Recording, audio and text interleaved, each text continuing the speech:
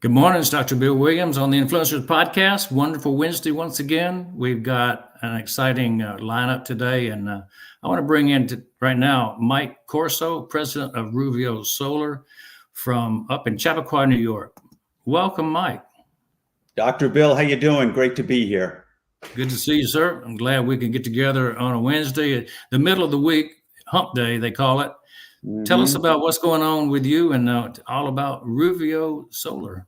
Well, Roovio Solar is a solar energy advisory firm, and we consult primarily commercial building owners throughout the nation. But since I'm based in New York, I am focusing a lot on the Westchester County region in New York because of the truly remarkable incentives that are available for businesses and nonprofits to switch to solar. So there are great incentives in many states across the country. So we do work a lot in New Jersey, New York, Connecticut. But like I said, we do address questions and inquiries, from people all across the country. So you kind of grew up in marketing, but you've kind of focused now more in the solar energy market. I understand that you see a niche and you see that it's wide open. Yeah, so I have been involved in digital marketing. I run my own digital marketing agency, which is called Roovio, and we serve clients in the educational space primarily, but small to medium-sized businesses. And about a year and a half ago or so, I got a call from a solar company in the area to go in-house and build out their digital marketing department and help with generating residential solar sales, and then within several months shifted to the commercial division. So I got involved in business development for this solar company to kind of boost their fledgling commercial department. And the reason I was excited about that was because I knew nothing about the incentives that were available, and when I was shown a proposal, it was actually for a synagogue here in Westchester County. I was amazed at how much the government was providing in terms of incentives and rebates. So in that case in particular, they were paying less than 10% of the installation cost of $350,000, and they were going to save $2 million, are going to save $2 million over the lifetime of their system. I said, that's where I want to be. I want to get the word out because I'm very environmentally conscious and have been a supporter of solar and wind power and geothermal over the past several years, even though it wasn't something that I was engaged in professionally. So when I had the opportunity to really go deep in green energy, I found out that not only did I love the field, love the opportunities, but I also love the shift from, say, digital marketing, being a marketing technologist exclusively, to doing a little bit more business development and going out to events and conferences and meetings and meeting people and telling them, the story of, where we are and what opportunities exist. So that I still have the digital marketing business going, but I really am doubling down on solar. Commercial solar sales as well and consultations. That sounds like a winner. I want to follow up on the solar part since that's your main emphasis. What can you tell us about the history of solar that didn't work out and what's changed? What did you learn is making solar be so successful now? Yeah. So what I learned is that, and everyone says this, the best time to go solar was 20 years ago. The second best time is today. It's somewhat true. Really, what's changed is that the prices have come down significantly to install solar. The cost of solar panels has come down significantly. The price of the inverters, the manufacturing has really built up so that pricing has come down. So it has become, even without incentives, it's still a great option for anyone who's solar, who's a good candidate for solar. So whether it's a home or a commercial building, if they have a good line of sight their southern exposure, a good roof for solar. It's really a no-brainer to go solar right now. Again, because of the way the costs have come down. So that's one of the exciting things about it. I will also add that since I'm in the Northeast, only about 30% of the buildings and homes are good candidates for solar because of a lot of tree shading that we have in this area. You know, you can go to Arizona, California, and you'll find maybe 60% or better. But Northeast is a little challenging. But if you have a good property, this is really a great time to at least raise your hand and ask the question. I guess it's not appropriate to cut down trees to get green energy. Well, actually, you can do an environmental cost benefit analysis and justify cutting down trees, especially when some of these solar companies will plant a tree for every tree that's taken down. So there's an organization that I'm involved with called One Tree Planted, onetreeplanted.org, I believe it is, not .com. And they plant trees all over the world. So some of the solar installers that I work with will make a small donation to them to plant a tree. You know, basically they can plant a tree for $1 because they're either planting seeds or a small tree, and they can do this all over the world, especially where the destruction of rainforests or just the elimination of trees is pretty rampant. So. Yes, you can make the case that taking down trees is a good move in the solar business. Tell me some reasons that people fail to either see the benefit of solar, or they fail to implement it because of, say, the southern exposure. What are the things? Yeah, that's a heavy question because one of the reasons, sadly, is political. Where you have some people who are just entrenched in the fossil fuel industry, who are then big supporters of certain media outlets and lobbying efforts. And I'm going to give you an example of a pretty terrible law that was passed in California last year.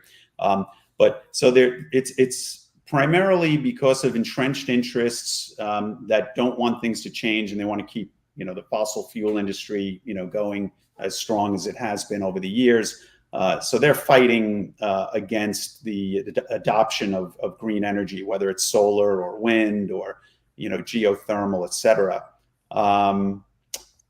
About that law. So in California, there was a law passed which limited the amount of money that homeowners could get from selling their energy back into the grid. So this is called net metering. I don't want to get too into the weeds, but if you get a solar system in most states, you can sell back your unused energy that you're producing from your solar panels. So let's say your house gets 100% coverage from solar, and you still have extra that you're not using. Well, you sell it back to the grid at basically a 1-to-1 ratio. So if you're paying, say, 20 cents per kilowatt hour in your region, the utility would pay you 20 cents as a credit for every kilowatt hour that you're pushing back into the grid. Well, what they did in California with this new rule called NEM 3.0, it was NEM 2.0, it's now NEM 3.0, is they reduced that benefit by about 80%.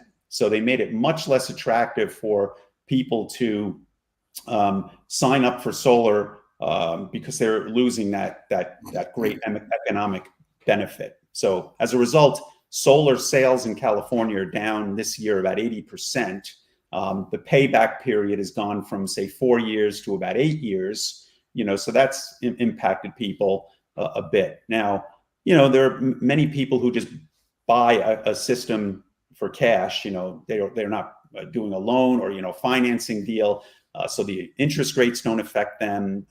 Net metering doesn't mean that much to them. They just want to have clean energy and they want to be self-sufficient. But for the majority of people, they are looking at those benefits like net metering.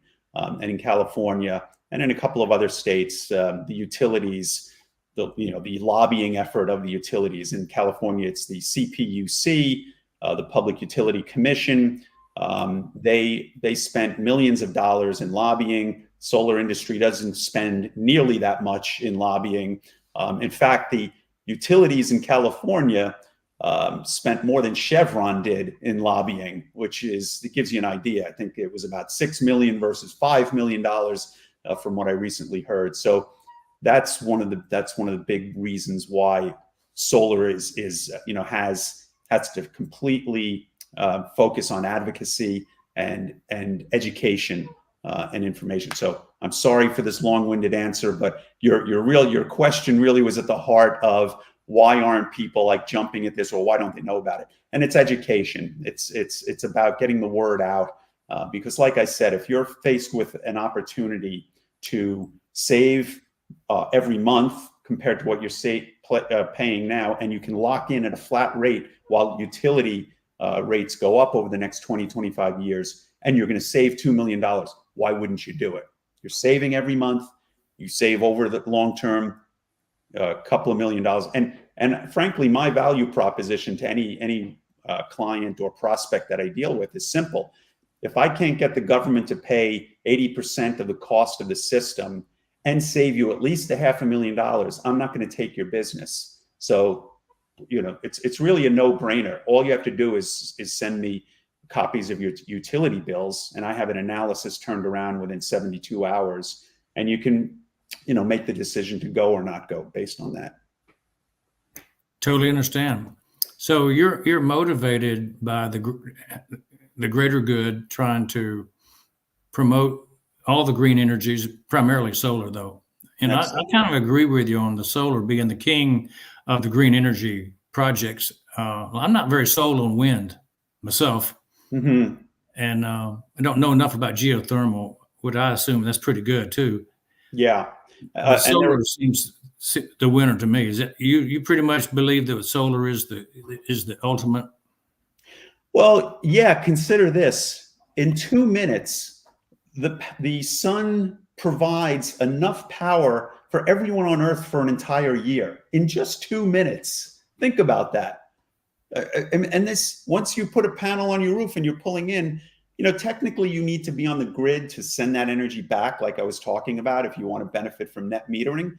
But if you're able to cover 100% of your power from the sun, and you have a backup battery system, now it could be a power wall, it could be a battery on your wall, or in the future, you're going to see a lot of people powering their homes during extreme weather events from their car batteries. An F-150 Lightning or a Tesla car battery has 10 times as much storage as a 10 kilowatt battery that you're going to put on your wall in the house. So, think about that. You have a battery from your car powering you for a few days at least during an extreme weather event, which is happening more and more often, sadly, as we look at the news and see what's going on. But yeah, solar is definitely, to me, the best option right now.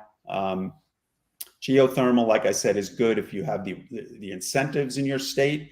And there are strong incentives in New York to go geothermal. You can get at least half of the cost covered by incentives and rebates. I'm not an expert on geothermal, but that's from what I know, there are good reasons to look at geothermal if, for instance, you have too many trees and you're facing the wrong direction and you can't do solar. Yeah, I don't know a thing about geothermal. Heat pumps, maybe a brand of that? Yeah. Yeah, so basically what's happening, I'll try to describe it in 20 seconds. They drill down into the ground, and once you go below 6 feet, the temperature of the ground is like a steady 55 degrees, I believe. And so what happens in the hot days of the summer, it's pulling that cool air into your house. So it's pumping that air into your house. And then in reverse, it'll just circulate the air, just like an air conditioning air handler might push air to keep it circulating so you don't get too much compression in the house.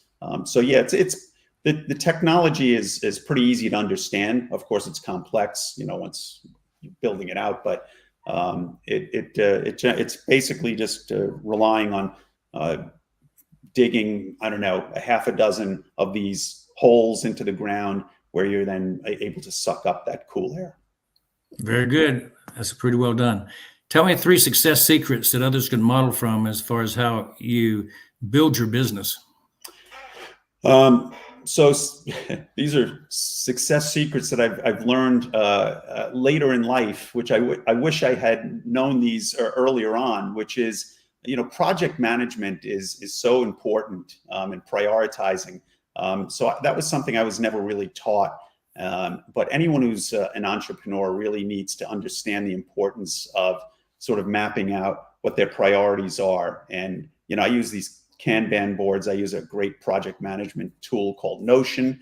And I'll always create a board view, with cards that I can just move around based on the projects that I'm working on. So that's one thing. Project management is big. And then as far as having like a to-do list, you want to make sure that you don't have more than say 3 items every day that you're focusing on. I'm a total hypocrite because if you looked at my to-do list, there are probably 50 items on there. But then I go into this great app called AnyDo. It's any.do. I love it. And you can just kind of like go to my day and then drag the things that are important and pin them so they stay there, whether you finished it or not. And at least that one I have under 10. It's not out of sight. Yeah. Such a struggle. But I don't know, you wanted 3 things. Oh, third thing for sure, networking. That's another thing that I did. I went to conferences when I was younger, but really didn't understand the importance of getting out, meeting people, and following up with people to be introduced to more people. So that's the essence of networking. I was pretty bad at that for many years, but now have realized the importance of it. And what I should say also is joining the right associations or networking groups is critical. If you can find in your region, your community, your town, a good networking group of like-minded business people or those in the same sector, absolutely join them. Whatever the cost is, it's probably going to be worth it. So you're talking about networking of like-minded people doing the same thing you're doing to learn better? Or do you talk about being in a diverse group of people you can market to? Yes, so both.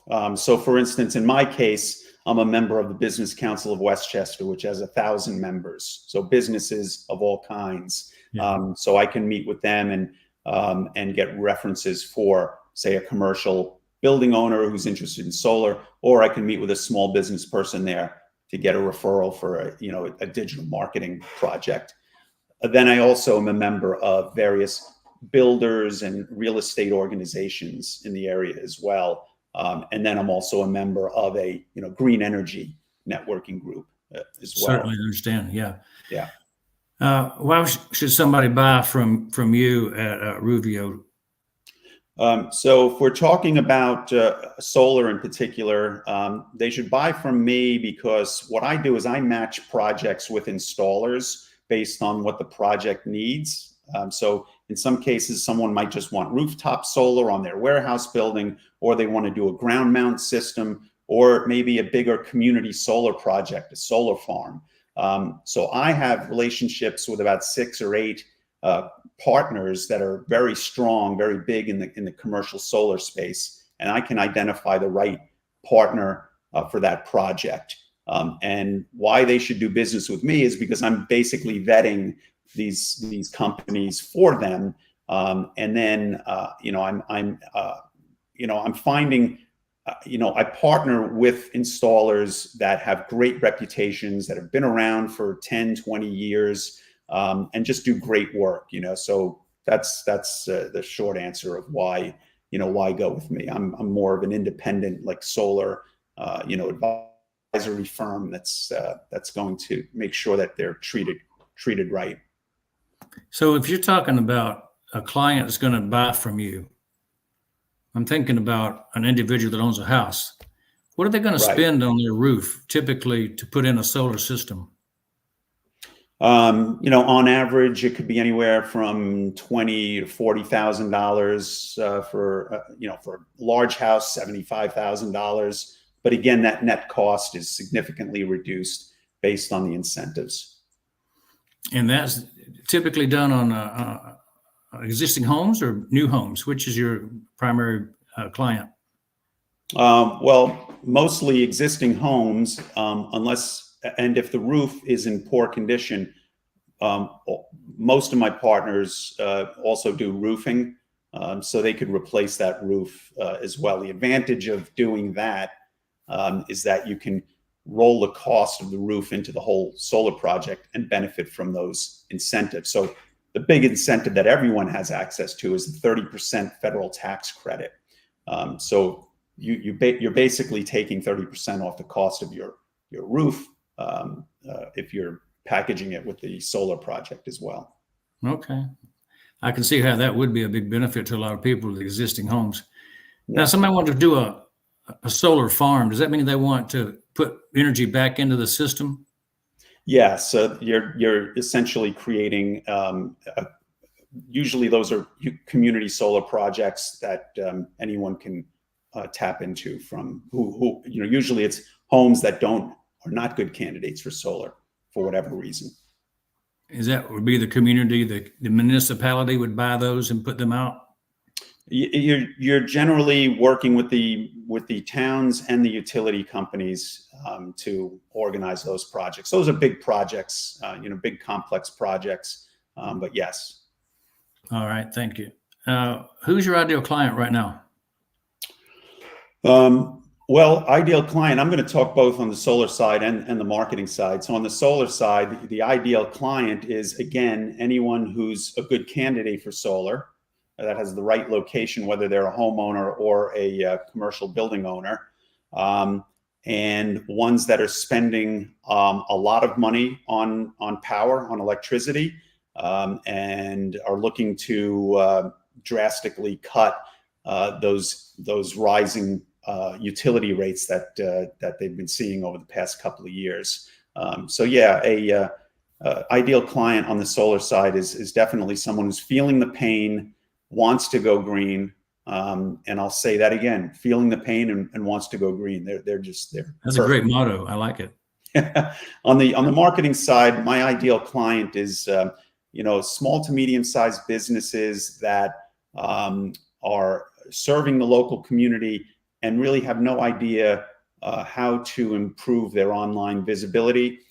So I'm able to help them rank higher in Google and make sure that they've got all of their ducks in order in terms of their website and search engine optimization, and perhaps doing some paid advertising, doing social media on a regular basis, making that easy for them, and just generating leads in general. So, I think one of your questions also is about finding clients. And one of the things I do, which I do on behalf of clients, but I do especially for my own businesses, is I use LinkedIn a lot for my B2B marketing. So I use a lot of automation, tools that provide automation within LinkedIn.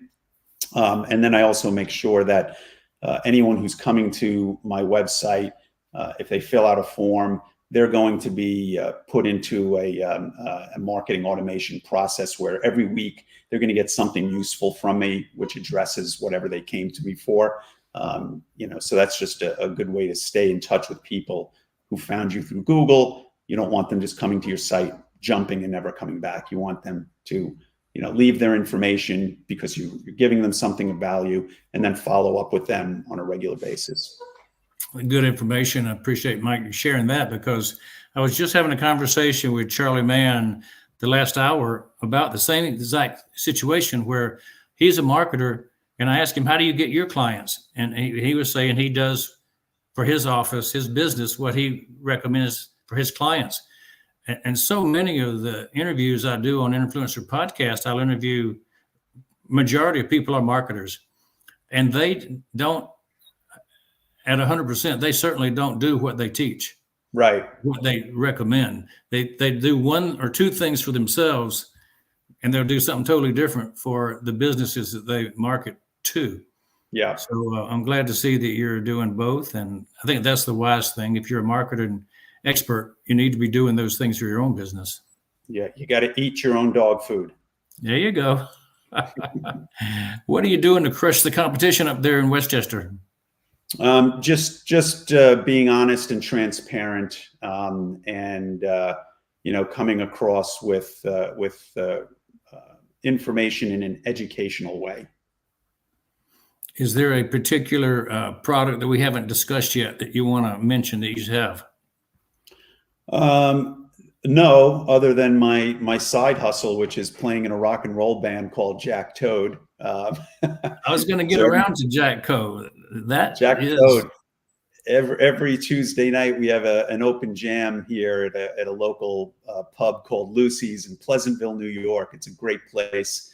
Shout out to them for hosting this wonderful event every week.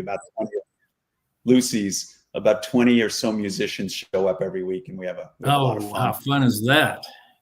Yeah, I'm sure there's a bunch of diamonds laying around up at Lucy's. That's right. So you like LinkedIn? Any other platform you like? Yes. So anyone who it doesn't have a sort of a CRM, a customer relationship management platform like Salesforce, which is very complex, should certainly have one. The one that I recommend is Go High Level. I do a lot of my marketing and sales prospecting and follow up using Go High Level. I mentioned the Roovio Hub is a platform that I have customized, which helps companies with their social media and their reputation management and email marketing and all of that good stuff. The project management tool I mentioned earlier, Notion, is a great tool. What else do I go to? I mentioned that To-Do app, which is any.do.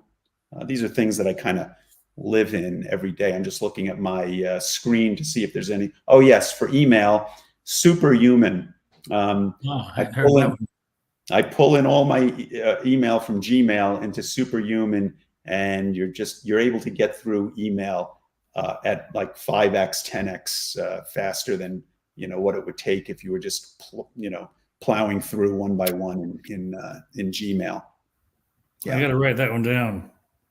Yeah, it's a good one. Gem. Anytime you can go through email faster, that's a wonderful. Yeah. What is it about the value of the platform? Pick one platform and tell us one big value you like out of it. So I guess I'll pick the high level, which you can access through cnotes.com, CNOTES, cnotes.com. So high level, and we talk about it as a CRM, but the thing I like about it and that I use the most is the pipeline, feature. So I'm able to track every conversation I've had or every lead that I have, and I put them right into this pipeline so I can see who's a lead, who's a hot lead, who's a hot lead that sent me utility bills, who's a hot lead that sent bills and also sat for a demo, and then finally, who closed. And when you're dealing with 50, 100 projects, it's really important. Can't keep them up here. Can't keep it in the head. No way. So that's one of the things I like most. Now there are other CRMs. Whatever CRM you're using, that's just I think a key feature. But High Level does a really great job because there are many other tools within High Level that you can use for your marketing. Now, if you talk about what's missing from High Level, what have you wished that would be in there? A cloning feature of myself. If you could just clone me and create maybe 2 or 3 others, I'd be as big as Google. So if you could be doing your work, but do it 5 or 10 of you at one time. That's right. I think I have the answer for that. You give me a ring later. I know you've got a great platform. So talk about your experience of paid digital media. Do you recommend that to your clients much? You use it much? Which? Paid digital media, like paying for LinkedIn ads, Google ads? Oh, yeah, sure. Absolutely. That's the quickest way to get people to your business but you have to know what you're doing. The essence of paid media, buying paid ads, is making sure that you have the right landing page for them to go to. So if you're going to spend money to get someone to click and go to your website, you don't want them going to your homepage, which has options to go a million places. You want to create a real simple, clean landing page that talks about one thing in particular, and then preferably you're going to offer them something to download or a video to watch in exchange for getting their name and email address and maybe phone number as well. And then once they do that, you're then going to follow up with that marketing automation like I was talking about, where you're sending them something just to stay front of mind, give them some good information over the next 2-3 months until they say, yeah, I'm not really interested, and then they just unsubscribe. But yeah, paid ads, you have to have a good landing page. That's the essence. Mike, that's very good advice. I've heard a lot of marketers talking about this one question. It's not ever been mentioned as specifically and distinctly as you just made it, about the value of not overwhelming people with a bunch of knowledge, but giving them a specific action to take. Right. Yeah. You want 1 or 2 calls to action on that page. Basically it's something they're going to hit submit, or they're going to book time on your calendar. That's another thing that I like to offer, book time on my calendar. So then they have a link to that feature, which is also a high level feature that's included in the high level platform at C Notes. I'm familiar with it since we do use high level ourselves. Yeah, great. So what do you do to convert clients to brand ambassadors to send you more business? Just like I said, do good work, be honest, be transparent. I've had a lot of referrals, especially on the solar side, from businesses and even prospects, because they appreciated the upfront honesty and not trying to oversell them something that isn't going to work for them, or trying to sell them too much. In some cases, I don't like to use the word many, but in some cases, a company might prescribe a solar system that provides twice as much energy as they really need, just because they're able to sell a more expensive system. But we don't do that. Gotcha. Very understandable. Tell me what you're grateful for today. Grateful for sitting with Dr. Bill and sharing some ideas, and just grateful that Dr. Bill can make me look inward and make sure that I'm on track through these questions. Well, I don't know if I'm doing as much of a on track as we would like, but I'm having fun. Yeah. I'm learning a lot about solar. That's a big benefit for me, just to understand better from somebody who's an advocate what it's all about. Yeah. When you start your day, what's the first thing you do? I try to spend 20-30 minutes exercising. I don't do it every day, maybe 4 or 5 days a week. And on those days I don't, I kind of hate myself, because I always feel better when I I start the day with a good sweat. And then I also have a ping pong table that's at a right angle, so I hit up against the wall after that to keep the brain functioning. I don't know if you know this, but it's been researched that people with Parkinson's, a therapy is ping pong. So since my dad had Alzheimer's, we're in the same kind of field. I'm doing everything I can to just stay active, and if ping pong is one of those things, I'm going to play that as much as possible. If running around and sweating is going to help, I do that. I try to read as much as I can as well. Yeah, that reminds me. And music. Yeah. Yeah, that reminds me. I have a accountability partner in exercise myself, and he likes to do the morning walks. I like the afternoon walks. And so he always feels better getting out in the morning doing the walks. And the reason is he starts his day at 3 o'clock in the morning. It's like he wants to get up and work half a day, then go out and walk. I'd rather get up later. I should have started today at 3 in the morning, because that's exactly what time I woke up, eyes wide open, as if it was 8 o'clock in the morning. I laid there for 2 hours, not enjoying it. Part of it was a song was in my head from last night. Couldn't get that out of my head. Thinking about some family issues. Couldn't get that out of my head. I should have just got up and started the day. And, as a result, what I ended up doing was I did fall back to sleep around 4:35 for an hour. And then I felt super groggy when I woke up. So. Oh yeah, I kind of was up all night same way. I tend to have this thing, if I'm ever shifting my mind to work, I get up. If I'm drifting around thinking about things other than work, I don't mind laying in bed. But when work hits, it's like you can't turn it off. Right.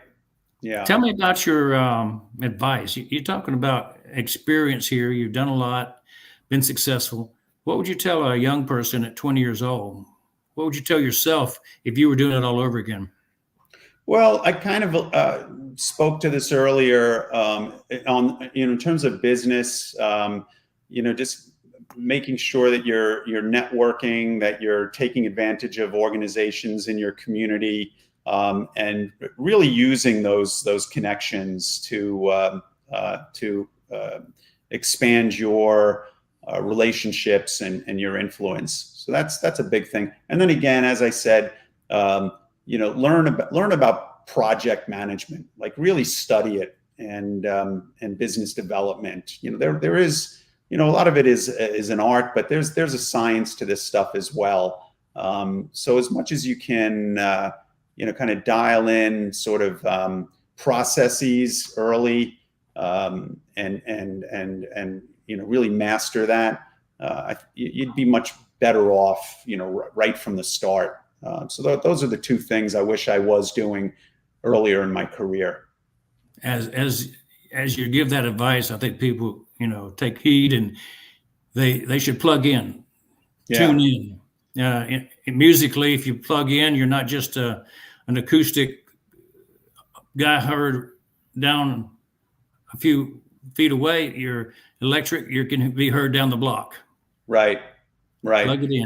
And I'll just add, make the investment. Like if there is an organization that requires $500, $1,000 a year, make the investment, because it pays off. Once people kind of commit to a group like that, a networking group, and BNI is one of these groups. I've sat in on a couple of meetings. I haven't joined one, but I'm kind of a member of others that are similar. If you make the investment, you'd be surprised at how many doors open. So even starting out, young, it makes a lot of sense to, just start, networking with people who are thinking similarly and of the mindset of giving and helping. And that's how you have to enter any of these networking groups, is think about what you can do for the person you're speaking with before you start thinking about yourself. I agree with you totally on that, Mike. I joined many professional associations and academies, congresses, and the more you give, the more you get. That's the key. Right. Yep. How can we support you? Give us your connection points. Well, you can come to Roovio, which is ROOV.io. There are links from there to everything else, like Roovio Solar, which is roovio.solar. But Roovio is probably the best place, and my email address is mike@Roovio, ROOV.io. My phone is 914-907-9733. That's it. Happy to connect. You can find me on LinkedIn as well. Mike Corso is my URL, so easy to find me on LinkedIn, and you can connect with me there. Excellent. Thank you. I think that's very good advice. People should connect and find out more about Roovio Solar. What was your experience like on the show today? Just wonderful. It was a nice break from the chaos that's about to ensue. The day is beginning soon enough. Yeah. going to give you the final word to speak to our audience before I come back and close the show. Yes, do unto others as you would have them do unto you. That's basically my, my mantra. All right. Thank you, Mike. That's very good advice. The good book has good words, and if we follow them, we will usually end up in pretty good shape. As far as the audience listening in today, if you want to get in touch with me, hit my QR code and you'll reach my digital business card at Roovio, which leads you to two things. My influencer podcast info is on drbillwilliams.tv, a website, and you'll also find out about my AI technology. And we do things like make URL shorteners, customize URLs, QR codes that are trackable. So things that we do, we give away free to our friends in our audience. So anybody who wants to come in and be a part of what we're doing at Connect, you can get the video conferencing tool of the century. We're going to unveil this new one this week, Mike. So this is a brand new tool that we're going to bring out where it's got international language translation built into it. Nice. So you'll be talking and it'll be translating on the screen as it goes. And then the next version will even have audio to audio into different languages. Great. Looking forward to a lot of fun and enjoy talking with you today, Mike. Thanks for hanging in there with us. It's been a great song that you sang, and I'm looking forward. Maybe I'll come up to Lucy's and we'll buy a round of beer. That would be wonderful. Thanks, Dr. Bill. Have a great day. You're welcome. Good to see all you guys online in the Influencers Podcast. We'll see you on the next show coming up Friday. Take care.